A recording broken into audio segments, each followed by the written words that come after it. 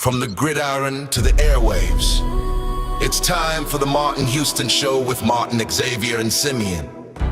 Martin is a national championship fullback from the 1992 Alabama Crimson Tide. Known for his bruising runs and devastating blocks, now he's bulldozing through sports talk with that same championship intensity. Joining him is his son, Xavier, a savant of football knowledge and statistical insight. He's your go-to source for the latest recruiting news and insider updates from across the Bama Nation. And Simeon, the thinker and contemplator, bringing you insight and knowledge that is logical, thoughtful, and on point. Together, they deliver fair and balanced analysis from an insider's perspective, with real conversations where the callers, the listeners, and the online maniacs get in on the action by sharing their thoughts, their comment, and their reaction. Join our online maniacs at facebook.com/The Martin Houston Show. You're listening to Tide 100.9 and 1230 WTBC. It's time for kickoff, so buckle up and get ready, because this is the sound of Bama sports. The Martin Houston Show with Martin, Xavier, and Simeon is live. Roll, Tide, roll! From the gridiron to the airwaves, Tide, roll! it's time for the Martin Houston Show with Martin, Xavier, and Simeon. It's Free for All Friday. We're powered by the good folks at Box Eye Care. Box Eye Care powering us each and every day. Need to make sure that, excuse me, that you go check them out, and they can take care of all of your vision needs. That's Box Eye Care, boxeyecare.com. Go check them out. Also, it's a Free for All Friday powered by the good folks over at TJ's Pharmacy and Wellness. TJ's Pharmacy and Wellness. If you're looking for want to make sure that all of your pharmaceutical needs are met, you need a local pharmacist, someone who can take care of all of your pharmacy needs. They can customize those prescriptions. They can compound to get the right dosage based on you. You're not just another number, not just another order. You're an individual, and they will take care of you. That's TJ's Pharmacy and Wellness, and they power our free-for-all Fridays. Remember that this is a day that the Lord has made, so let's rejoice and be glad in it. Take some time to notice someone, love someone, serve someone. Be the difference you want to see in the world today. Good morning, Sim. How you doing, sir? Good morning. I'm doing good. How are you? Doing well, doing well. Glad to be with you. X is out on assignment this morning, so we'll man the ship together. And right now there is no phone line for you to call in on. But if you're tuned in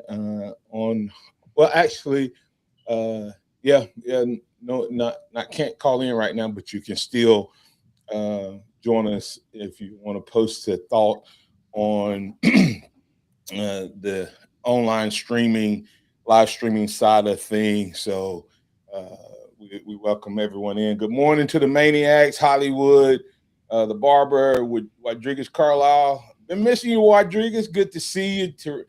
Teresa Pittner, Mr. and Mrs. Pittner up there. You guys survived the snow, I hope. Jacob Powell, I know you're planning for a big weekend. I think you're supposed to get a little bit of that stuff this weekend. And then P. Fields rounding things out this morning. So welcome, everybody. Glad to have you in and up and at 'em with us. If you're out there, give a shout out where you're logging in from. We appreciate all the interaction we get from you guys. So, it's a free-for-all Friday, so we can go anywhere, man. I mean, we can hit some of the topics we've been talking about. We started to Adam. I want to call him Adam. His name is Adam. I know his name is Adrian, but y'all just forgive an old man if I keep calling him Adam. Maybe I'm hoping it's the second coming of He's at least like the second Adam from the Bible, Simeon, like Jesus. He a little better fit and get things right with that offensive line. We could talk about that. We definitely need to talk about what else we want to see with this coaching staff.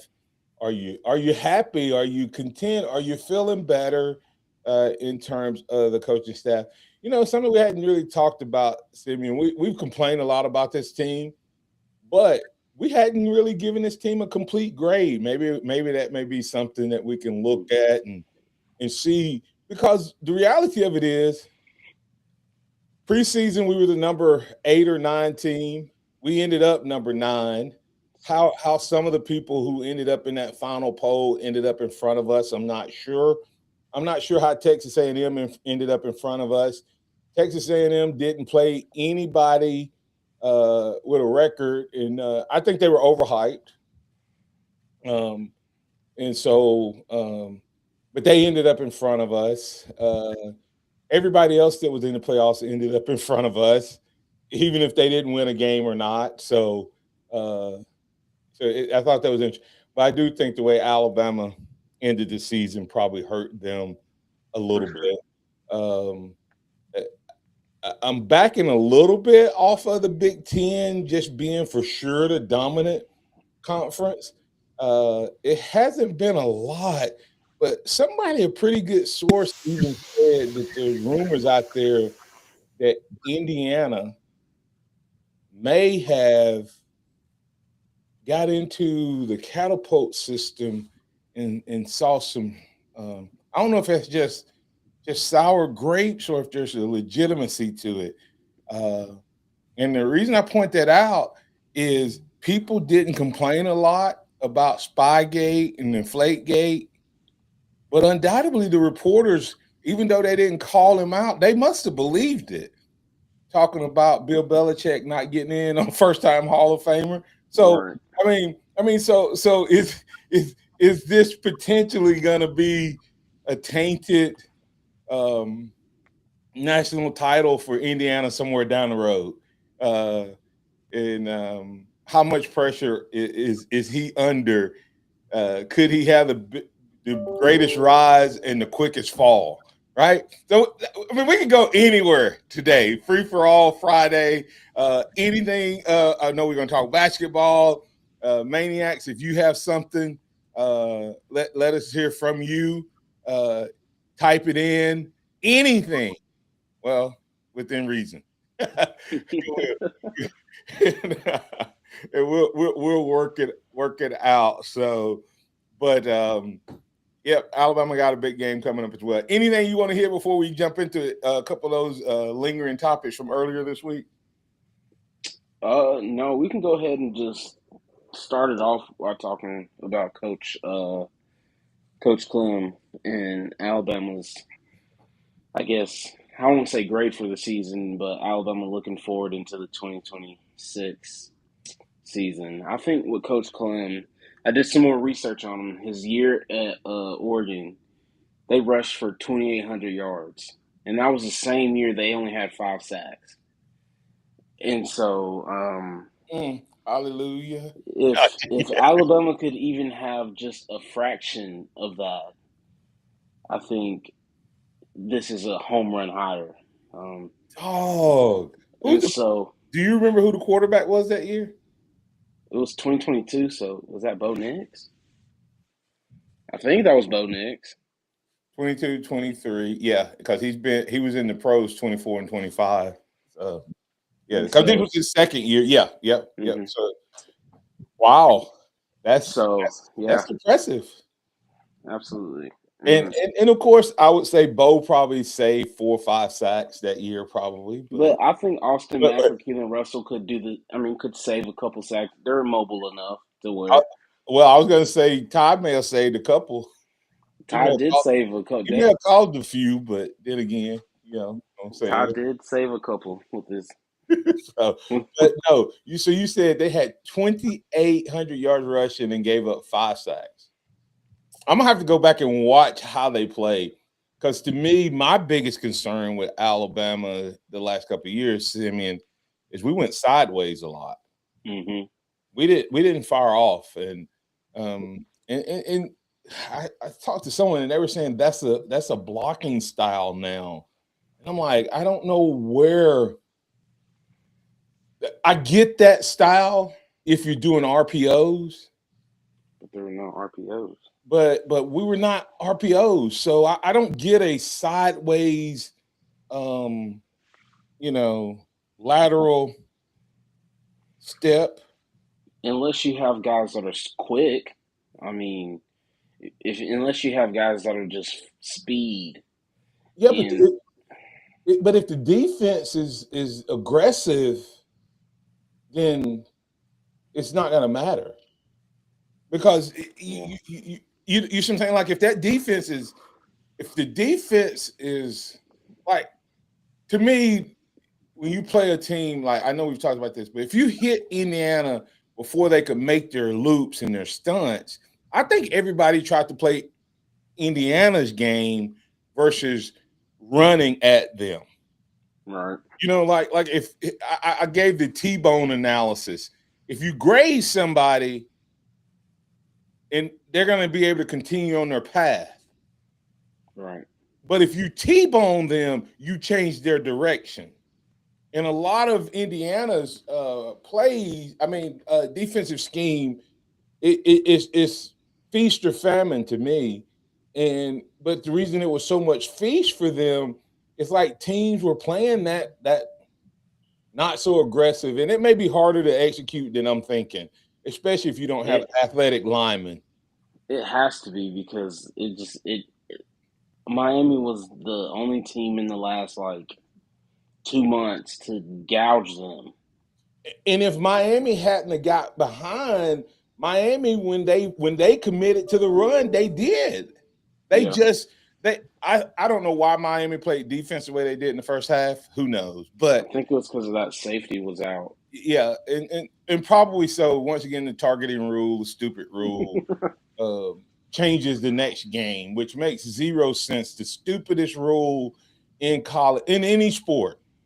I don't know of another rule as stupid as that, where somebody, especially when it's nobody out there is. I haven't seen a targeting call in the last couple of years where I thought, well, this guy, he really just made up his mind on his way to that guy that he was going to hit him in the head. Now I've seen some guys launch, but it was about them being aggressive. It wasn't that I'm going to hit this guy in the head and the guy squats, takes a knee down. So it's kind of crazy. So, but back to this offensive lines. Uh, do you feel, Simeon, that this offensive line is on par talent wise with the one we had last year? No, no, I don't think.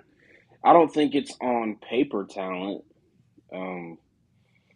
as high because well, it depends on how high you have Caden Proctor on your talent board. I think Caden Proctor has a ton of talent to be able to dominate, but he didn't really use it. And Well, I let me think let me ask, let me ask you a different way. Do you think right now, do we have someone that can? Do you think we have? Let's go by position. Do you think we have anybody that can play and perform at the level of Caden Proctor last year? yeah, yes, Okay. Do you think we have someone in this mix that could play at the level of Dewberry and Vandermark? yeah, Do you think we have someone that can play at the level or close to the level of Brailsford? I think I think that they can get close. Okay. Do you think we have anybody that can play at the level of Wilkin? Yeah, probably. Yeah, And yeah, then I we do actually. and then Carroll should be better. Yeah, So I think I so would. so, so at that point, you have to start thinking, okay, did we end up potentially with close to the same talent? And if our coach is better and technique is better, and everybody that was here already, Will Sanders got playing time last year. Michael Carroll got playing time last year. We brought in a couple guys with more experience than what we were thinking we were going to have. Can Clem get us over the hump? Let's hold that thought. We're going to go to break. With Clem, are you ready? Are you ready early, way too early, to say this offensive line will be better than last year? More productive, not more talented. Will they be more productive? And you describe what productive means. This is the Martin Houston Show with Martin, Xavier, and Simeon. We're live, local, and ready to get things rolling right here on this Free For All Friday, powered by TJ's Pharmacy and Wellness. We'll be back in just a couple minutes to answer the question, can Clem get more production out of this offensive line than what we've seen last year and maybe even the year before, right here on your home for Alabama Sports Talk 100.9 and 1230 AM WTBC.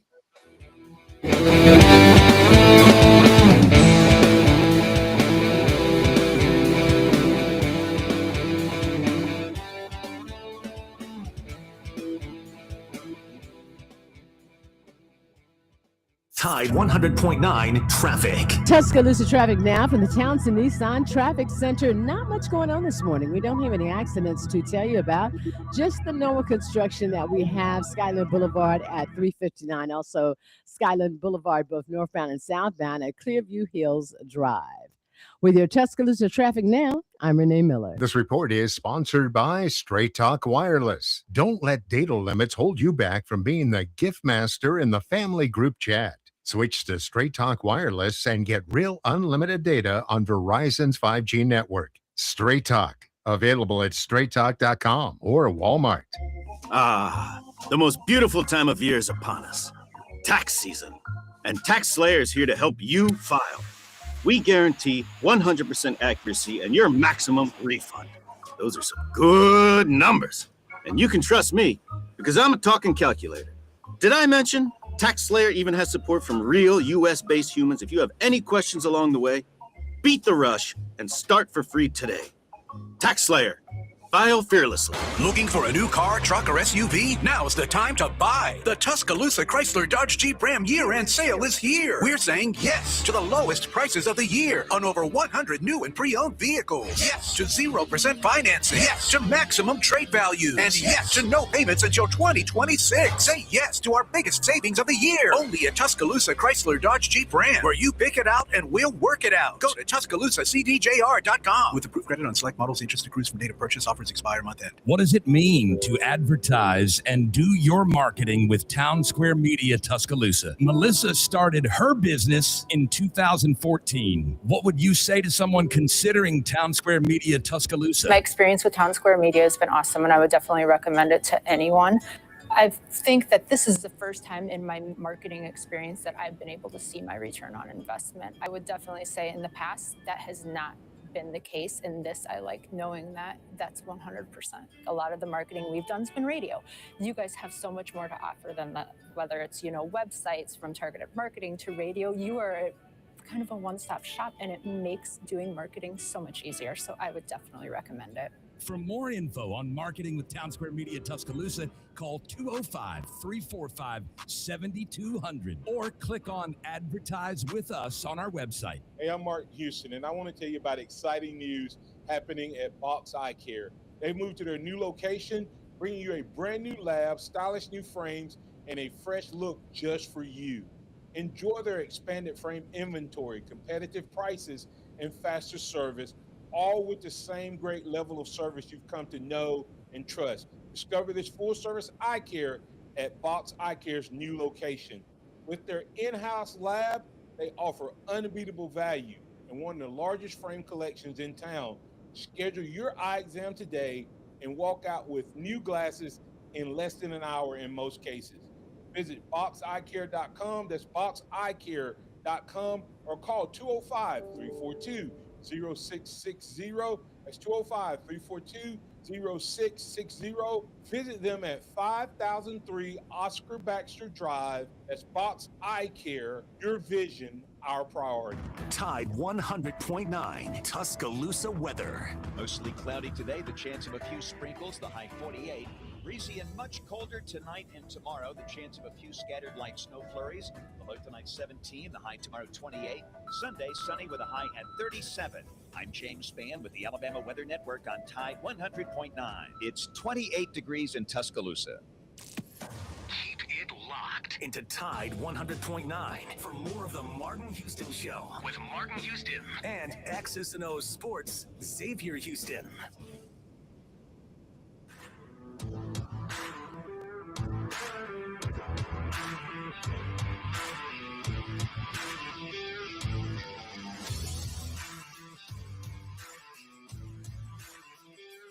All right. Welcome back in to the Martin Houston Show with Martin, Xavier, Simeon, X out on assignment.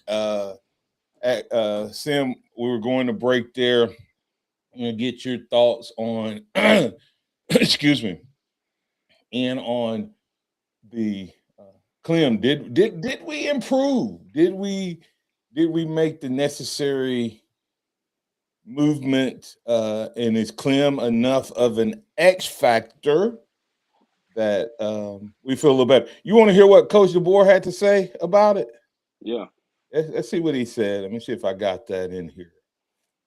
He does look tired. Ooh. Oh yeah, he. if you tune in on the video, if you tune in on the video, P. Fields asked the question. If you're listening out there on the radio, where Simeon said he does look tired, Simeon was responding to P. Fields said, "Did Coach DeBoer look tired, stressed at Mobile Energy? He might be feeling the weight." And that, hold on to that word, weight of coaching at Bama. I thought after hiring Clem, rebuilt the O-line. Now, what have they done to address the special teams? I hadn't heard anything. The coach. They've gotten that Adam Watford and that kicker and long snapper. Okay, he's saying they hadn't changed personnel-wise. They've changed it personnel-wise. I don't know if it was personnel or coaching. That's what we need to figure out, because this guy came from Oklahoma, where Oklahoma previously had really good special teams. Yeah, so maybe it was our personnel. But anyway, I'm gonna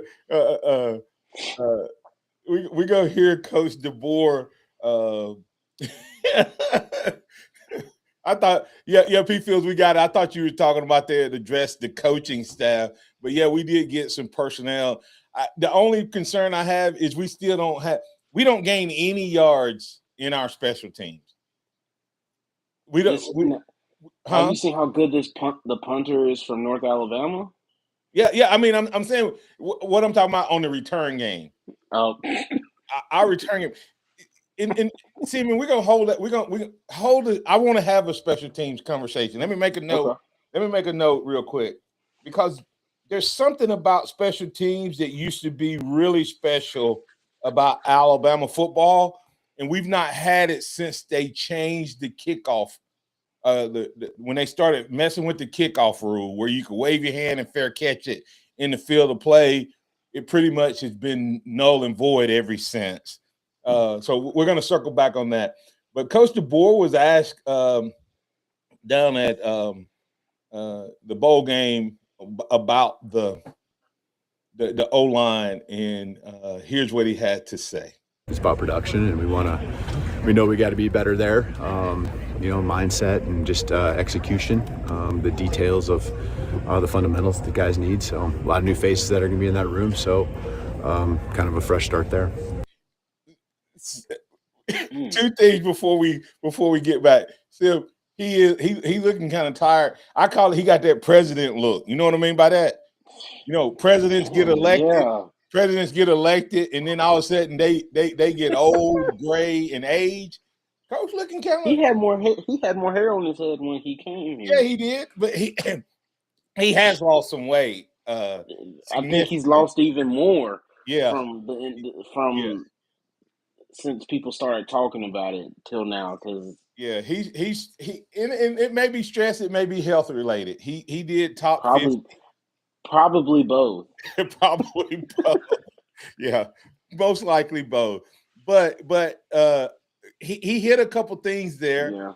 He did say, let me tell me what you heard him say. He didn't say a lot of words, but he said a couple of words that I'm looking at that I'm looking for. I've already used one of them this morning. I mean, mindset, just having an aggressive mindset and then execution. And I mean, having especially as an offensive lineman, those are probably one of the two most important things when you're looking for in a good offensive lineman. What is their mindset? Yeah. And then how well can they, like Jacob Powell just said, fundamentals. Yeah. Like, and how can they execute? It doesn't matter what star you have or anything like that, but if you have a good mindset and you can execute, you're gonna dominate more than you're not. Yeah, playing in the trenches is playing in the trenches really is an attitude type of game, type of mindset, and I don't know that if you look back, who on this Alabama offensive team had an attitude. The only one I can remember that I thought would help set our identity was Jaden Roberts, and he just like got injured, and once he got injured, he just. Yeah. I heard he didn't want to play. Okay. And it kind of looked like it. And that goes to mindset, Simeon. So but he said mindset, he said fundamentals, and execute, and he said production. We got to get more production. I guess Ha was right. I guess he was, kind of communicating what the coaching staff was looking for. But I hear them at the same time, but then they should have gotten guys in the portal that had a little bit more production. They did at the end, though, didn't they? Yeah, but I'm talking about you should have gotten a new starting, 4 offensive linemen that have started. If you're just saying production, because a lot of these guys are high potential, haven't played because they're sophomores. Like, it's not like that they haven't played in 4 years. It's just that they're young, so they don't have the high production. But he said that they got to get more production, and he thinks that he can get more production. I think that's what I'm saying. Is I think someone asked the question, can this coach, Coach Clem, can he make the difference? Is he like in chemistry, when you talking about in a lab, you just don't know what that one extra drop is going to do, like that one extra molecule. And is he that molecule that is going to take the O-line over the top? And I believe based on that, that's what they're thinking. They're believing that Will Sanders was good enough to start last year. He was just young. There was one game, and just kind of hold it. There was one game that Will was scheduled to start, okay, last year. And I don't know if the moment was too big in pregame or what, but they got concerned based on the way he was carrying on in pregame. Right? So, but is that also coaching? That you didn't have that you didn't have your guy ready. You didn't have him. You addressed maybe the fundamentals, and you didn't address the mental side. Because it's not just whether you're talented enough; it's can you handle the heat of the moment. And so, if they thought Will Sanders was good enough to start last year, then they feel confident that Will Sanders can be a guy. Because you have to think. Remember who did Tyler Booker name at Combine by name? You may not know this. He said y'all watch out for Will Sanders. Oh, wow. That was his guy last year. And so Will Sanders, if you believe in Carroll, I don't think there's that much difference between Carroll and Sanders. I just don't believe it. And we played all year with Carroll, and we took the lumps and bumps with Carroll because Carroll at sometimes would just blow just like, okay. He throw what I call them lookout blocks. You know what the lookout block is? Yeah, where you start backing up and you just turn around and yell at the quarterback, look out! Right? He had a few of those, but he got better. Right. And so I think that can Clem be that guy that takes – because if he takes each one of those players wherever I'm sorry. Yeah. I just read P. Field's comment. For those of you, I know you heard me laugh in the middle of a statement, but P. Field's typed, I'm optimistic that Clem will make it happen. If I don't believe, I will look like the board by fall camp. Oh man. But I do think Clem can get us. I think that they think he's that added ingredient, Simeon, that will take Alabama over the top. Yeah. Just trying to stay with whatever's being said in the media. I know we've been talking about the tight ends and all that, but Coach was asked several questions.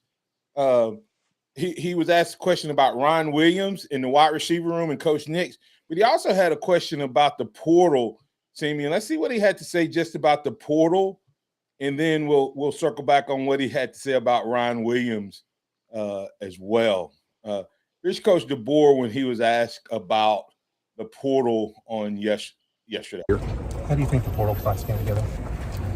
Yeah, I feel we addressed some areas that we either needed going into the portal or, numbers wise, and I think there's some areas we really strongly upgraded, and so I'm excited about that. I'm excited about what not just the skill set of these guys are coming in, but also who they are as people and the character. We have some guys who, whether they were voted team captain last year or probably were going to be, I think we got those type of guys in at multiple positions. I'm really looking forward to getting back on campus and seeing them operate. I've heard great things as far as how they fit in and how they've mixed in with our current roster. And, that's what you're really trying to make sure of. And, yeah, we got to have the skill, but we also got to have the chemistry. And, these guys, I think, for the most part, from what I've seen, and it's a quick turnaround. Like, you get a weekend, some phone calls with them, their family members, or whoever's important to them. And you're having to make quick decisions just like they are. And so can't say we've batted 1,000 because I haven't spent enough time with them, but I really like the group that we have brought in. Offensive line, we needed some guys that could step in with 5 guys graduating. Not all of them obviously were starters. A couple guys that are leaving for the NFL with Parker and KP. And so, we needed the numbers, but we also needed the quality to go put out there on the football field, offensive line. So that was a heavy focus. What's the sense of urgency? All right. Simeon, did he throw shade at some people? It felt like it. What's your takeaway from what Coach had to say there? Because there's a couple things jumped out at me as well. I mean, it was more of him just saying, hey, some of the guys that we had maybe weren't the right culture fit, because he definitely put an emphasis on getting the right character-wise people in the locker room, and that's honest. Like he said, that's honestly just as important as the skill, because it doesn't matter if you're all world, but if you're a cancer to the locker room, you're not just a deficit to your play, you're a deficit to the team's play, especially if you're in a position where you have to start. So, like, when you see that, I don't know, I just think that's a good sign for Alabama that not only did they get good character into the locker room, but they also got good quality as well. Yeah, I thought that was interesting. He said character at least as many times, if not more, than he said skill. Okay. He said a couple, and I don't think he was just talking about the O-line room, but I do think because he said, hey, we got some skills, we had to get some numbers, we had to get character, we had to get, right fit, and I'm hearing good things about character and how they fit, how they're gelling together with the roster. And so we've said it numerous times here on this show. Even though they felt good about the culture, there may have still been a couple of outliers that were on the team. I have a leadership talk, Simeon, that's called, instead of culture, it's called culture, and it's taking your core beliefs and your culture and how the two blend together to create performance. Because there was some guys that may not fully buy into the core beliefs of Coach DeBoer, and that's just they both want a winning culture, but whatever your core beliefs are, if you don't have those core beliefs, manifested in the players, then the culture, even though it may be healthy, it may not be as healthy as it could be. It could be like the person that's got the weight right, and they have all of these things. They're the right on the scale. They look good and all that stuff. But when they go to the doctor, cholesterol is a little high, right? And maybe that's what was missing from this team. Just a few tweaks, or maybe a lot, because because I just wonder how many of the guys who left they asked to leave versus just jumping in.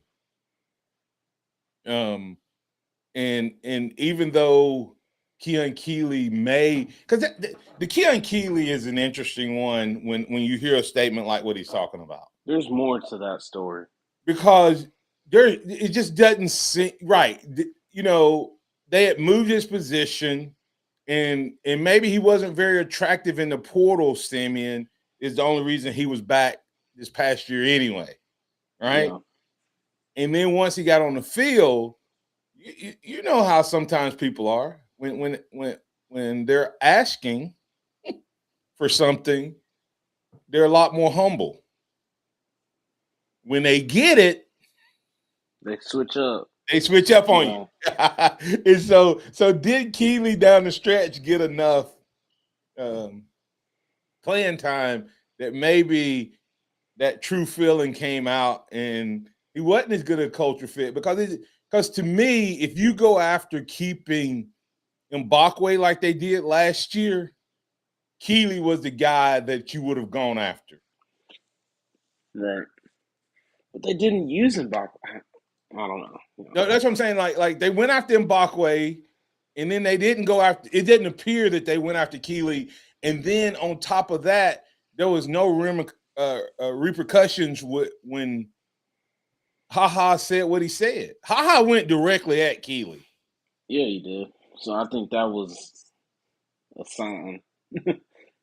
Yeah. Hey, speaking of Keon Keeley, do you potentially see them maybe beefing Latham back up and moving him to that position? Because we hadn't talked about the fact that he did get approved for that 7th year. Yeah. I don't know. I think he was. Where did he play this past year? He was going to be at the linebacker spot versus the DN, but the year before he was at the DN. He'll probably slide back out to the DN part because I think depth might be a little light there. I think. Yeah, I think we have more. I always get them mixed up. I think we have more wolves and less bandits, or whichever way it is. I think the linebacker is a wolf and the bandit is a bandit. Yeah, because LT was a bandit. Yeah, and so I could see him jumping back out there to that bandit position, beefing back up a little bit, because I think we have more depth and experience I don't think they're going to take a chance of him competing with Yanze Pierre and Justin Hill. Hill. Yeah, because that's Those your two one. spots I'll say those two spots are taken. I mean, That's going to be your 1-2. So he's looking at third, even if he comes back.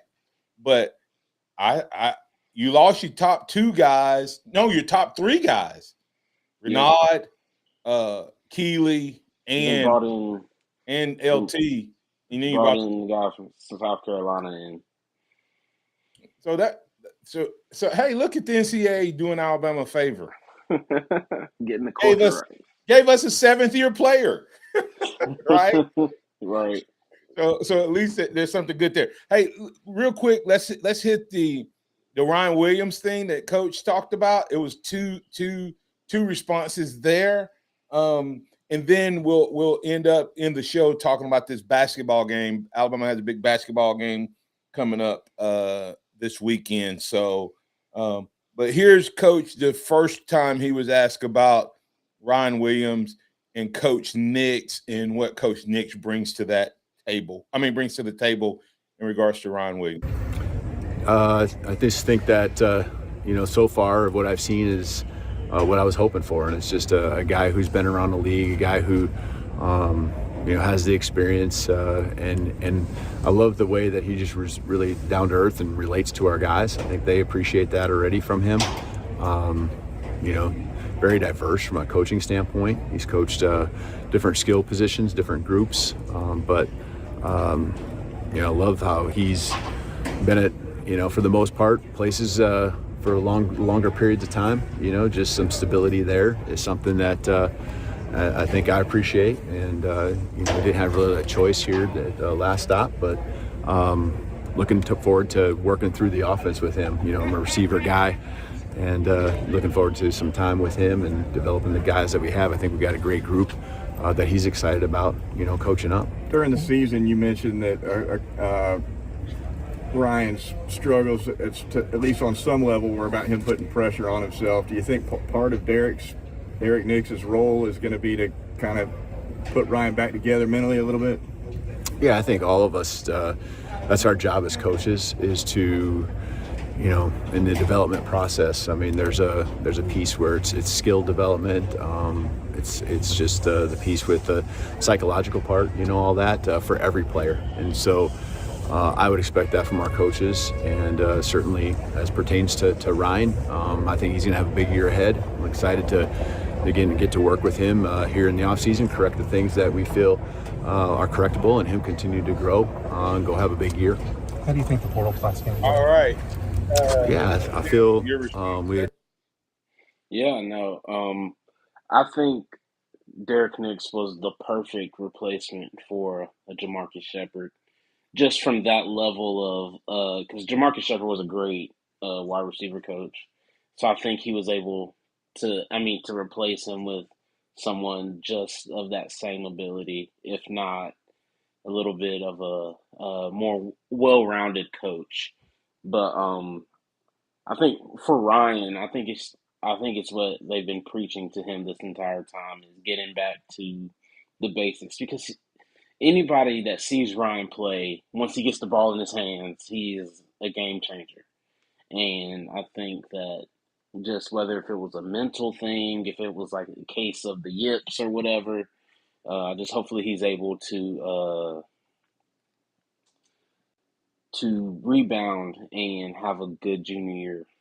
Yeah, Jacob Powell earlier in the program said it's going to depend. We were talking about Clem, but I think you addressed this to everything on our offensive side of the ball. I think this question applies, or this thought. It's going to depend on if Grubb was the issue last year with the line. And he stays involved and they don't let Clem have the reins. It all depends on Grubb if he was the issue.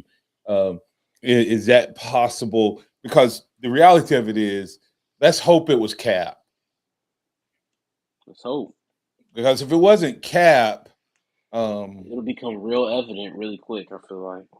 P. Field says it best. I agree, Jacob. Grubb needs a talking to from the board.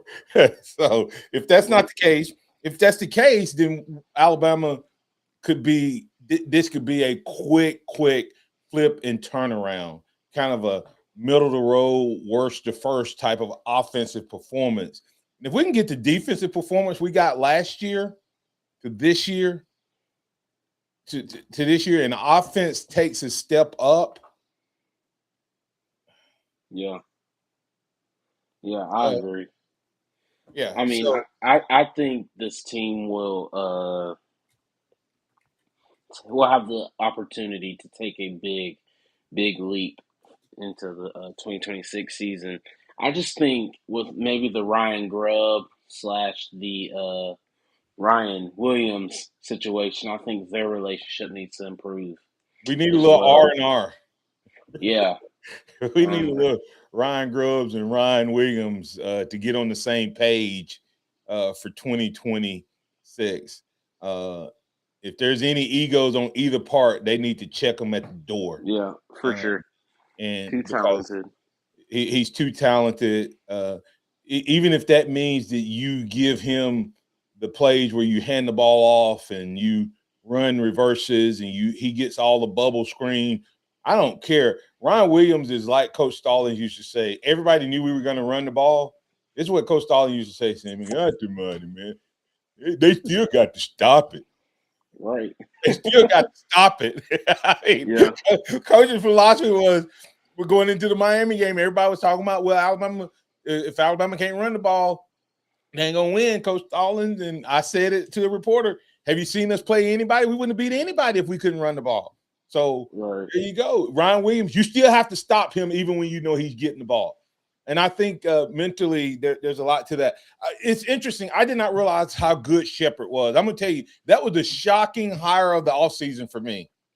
I knew the guy was an unbelievable motivator and encourager, but I had no idea he was that respected in the coaching field. It's a big deal. Huh? I said that's a really big deal. Yeah, because he went from a wide receiver coach, sort of like Dabo. Dabo had never been a head coach either. But Dabo was that player coach who maximized his players, and coaches and ADs had watched him. Right. And so it'll be interesting to see. I wish him nothing but the best out that way. But Nick comes in, man, with, I think, even more to add to the offense than maybe Shepard was allowed or given. Because we saw what happened at Auburn when they went from what's his name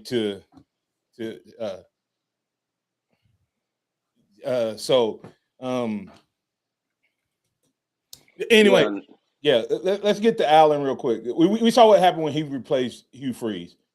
All right, Allen, you're in with Simeon and Xavier. What's on your mind?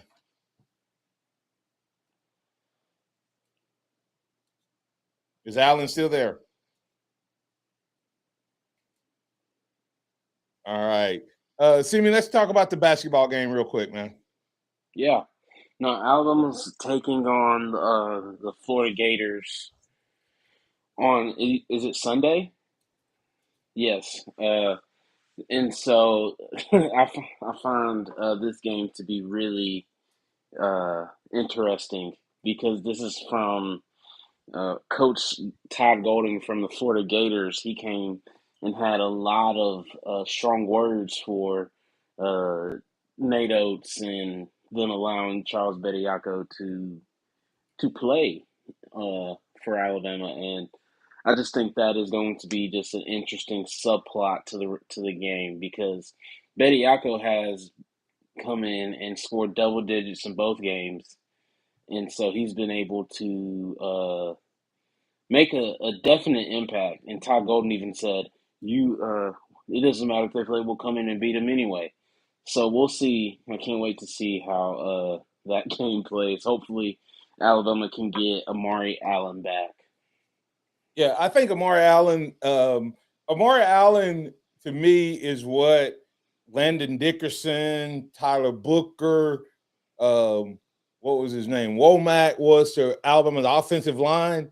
He's that guy that gets everybody else meaner, like nastier. Now I'm gonna say the if there's been a good out of the Allen thing is Houston Millette has his shot's been off, and so he's just decided he's going to help this team win by being tenacious and hustling. So the good part is that he stepped into that role a little bit. But I think Allen is clearly the blue-collar guy effect. And this team misses that. They don't have enough blue-collar right now to go with the 3 in the inside game. I think all of that, when all of these guys get back together, Simeon, I think they're going to have blue-collar, 3-point, and inside game with Bediako if that is the rest of the year. And by the end of the tournament, maybe they'll have that chemistry.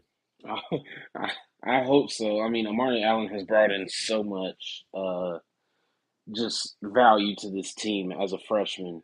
And I feel like he has had he might not be the same scorer that Brandon Miller was, but I think from just overall being NBA ready at 18 or 19, I think he is cut from that same cloth of just being, you can tell he's a step above the majority of the guys he's playing with.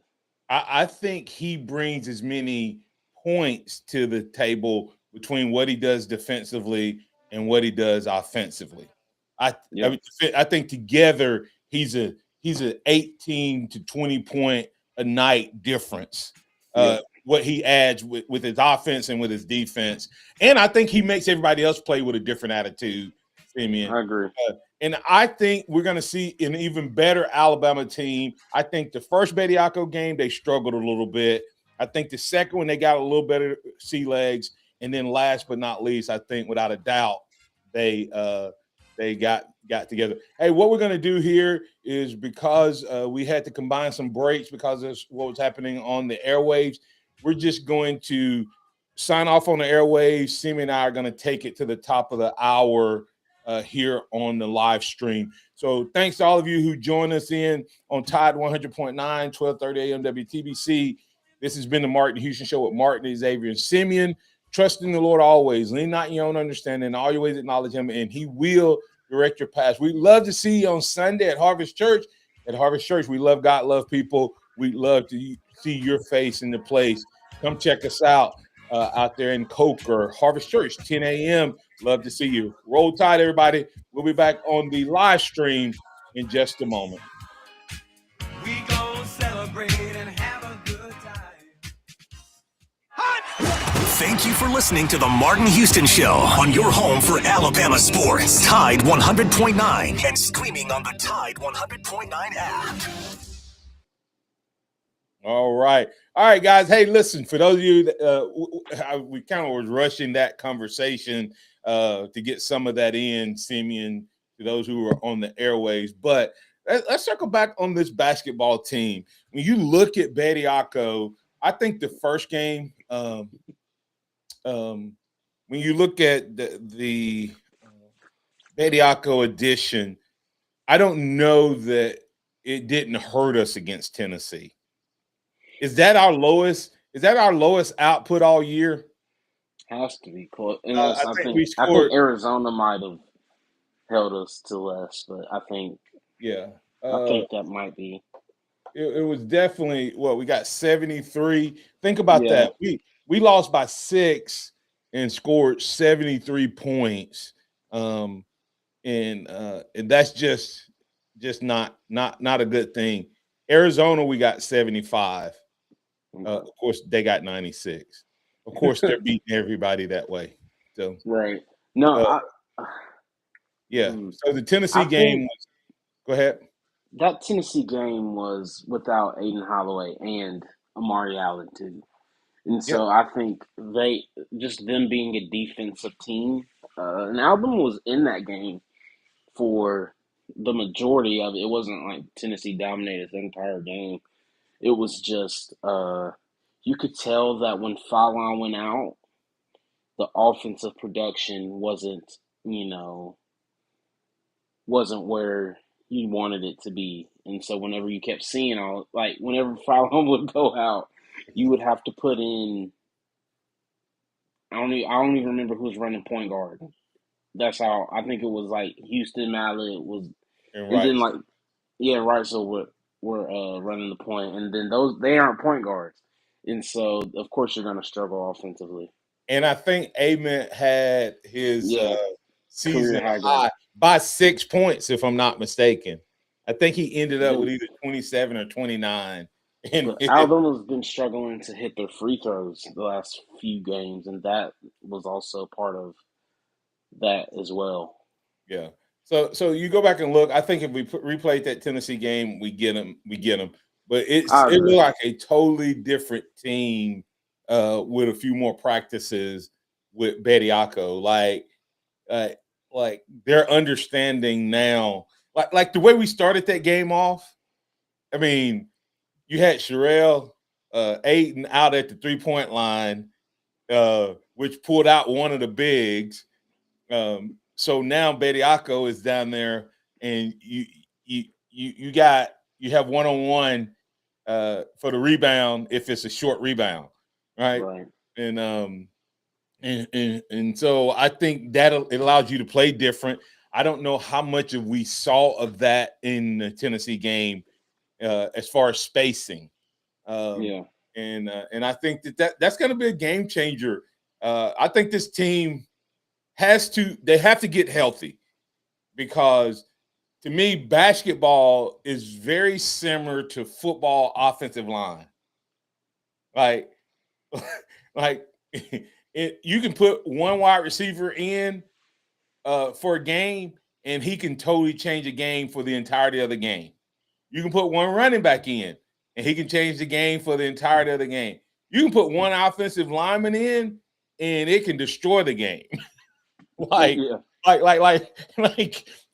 you can you can have one bad wide receiver and it have no effect on the game. Right.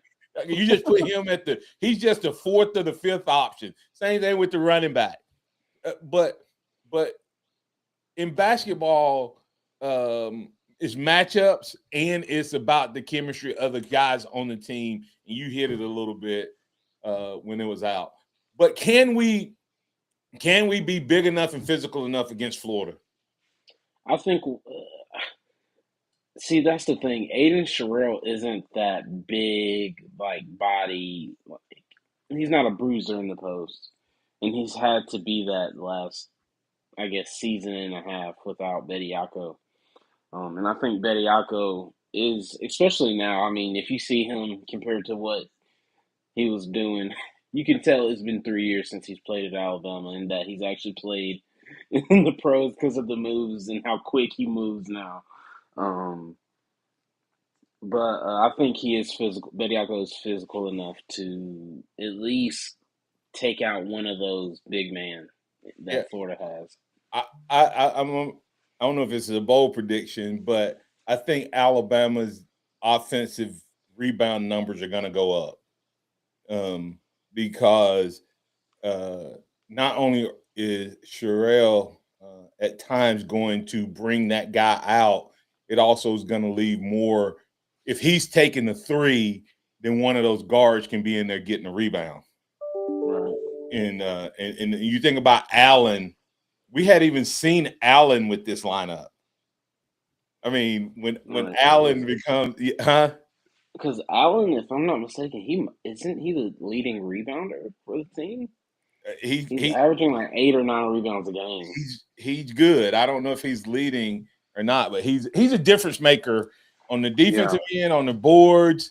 To me, he seems to be clutch in the free throws when he's had to make free throws, and he's just an all around. He's an upgrade from Diabate with the same mindset. That's thinking. So if we can get the other guys playing well around him, I think this team, some of those hopes we had earlier in the season can show back up. So looking forward to a big game on Sunday. I don't know why they trying to play so early, man. Preacher's gonna be preaching all over, preaching all. Hey, preaching all over Alabama gonna be cutting messages short. Right. I see people about around 11:30. People just gonna be getting them walking out. I call it popcorn, Simeon. You know what that means? I tell pastors, I said, I understand that we need to let God have his way, but you also need to understand that folks make plans. folks make plans, and Yeah, for sure. so whenever that time is, if your church start at 10 and they have set it up that they're gonna leave at 11:30, at 11:30, if you at 11:25, you start. You're gonna see people. You're gonna see people start Yeah, putting yeah. You zipping up.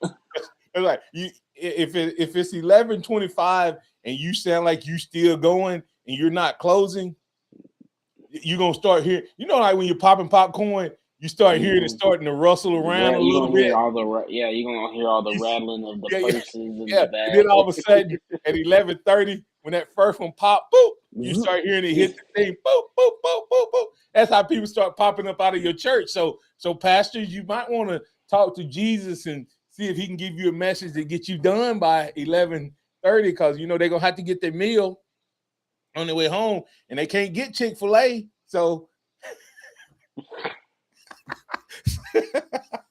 they can't get God's chicken on Sunday. So anyway. But anyway, I did that. I'm being funny. Oh, that's P. Phil said, yeah. Everybody be sitting in the back. You can come in Sunday. Everybody gonna be on the back 3 rows. Nobody gonna be up front. Hey, P. Phil, I think they sit in the back at my church, P. Phil, so I don't spit on them when I get excited. So, hey, Siri, any closing thoughts on this Alabama versus Ohio, Florida game? I don't know where that came from, but that or anything else we had from this week you want to wrap up before we get out of here? Florida has had an up and down season. They're out of conference. They didn't do great out of conference. I think they've had a bunch of new players that they're still trying to get jailed back in, and almost similar to Alabama, but Alabama's had a little bit more success than Florida, I feel like, overall. But I think this is going to be a tough game. There's going to be some drama between the coaches, because if Nate Oates gets up on Florida, Alabama will try to beat Florida by 50 points. And I think there will be a lot of smack talking coming from Nate Oates as well. So I can't wait to see him on the sidelines getting all animated. And we may need a little bit of that. We may need a little bit of that this year in terms of what you call it, the team. Did Florida is it? Am I looking at this right? Did they beat South Carolina, like doubled them up last night? Good gracious! I'm looking at it. I'm looking at the score here, 95 to. Wow. Those shots got a hit against Alabama. Yeah, they got beat by Auburn, so they were mad. I guess they were mad, Sammy, because Auburn upset them 76-67. They beat South Carolina out on South Carolina 95-48. That's just bad basketball. So with they coming in here, is it at Coleman? Yeah, I think so. Oh, yeah. No. It's there. Oh, if I'm not mistaken, it's there. So if it was at Coleman, I would have Alabama by 50. But I think without a doubt, Alabama they got their hands full, because Florida, when your coach steps up and says something like that, you got to try to have his back. So right. I think it's going to be. And Florida has had our number, sort of like Tennessee. Lately, remember what they did to us last year? It was just they put it on Alabama. Yeah, because Alabama was too small. Grant Nelson was the only big.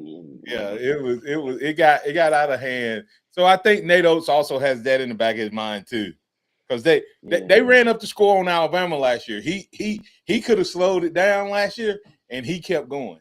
He was not gonna slow it down. So I think go ahead. Yeah, so I'm just saying, if Nate Oates gets a chance, he's not. Let's just hope. I hope Allen is back. I hope everybody is healthy. I want to see this. I want to see this team play with a full roster that includes Bediako. And we may see that, and it's still not their top shelf performance this weekend because it's still going to be new. But I want to see that process get started, and then maybe That's you've got who they all need our to get injuries. That's who they need to get rid of is the strength and conditioning this year.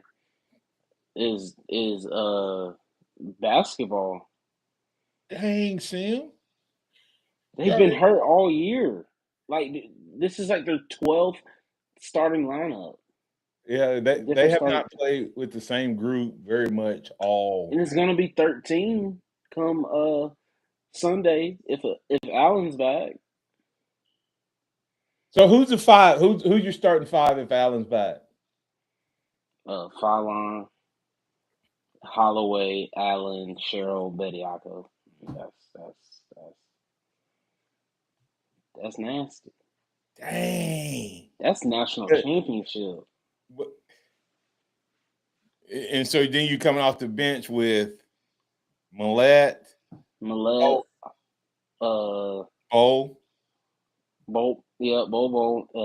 right so.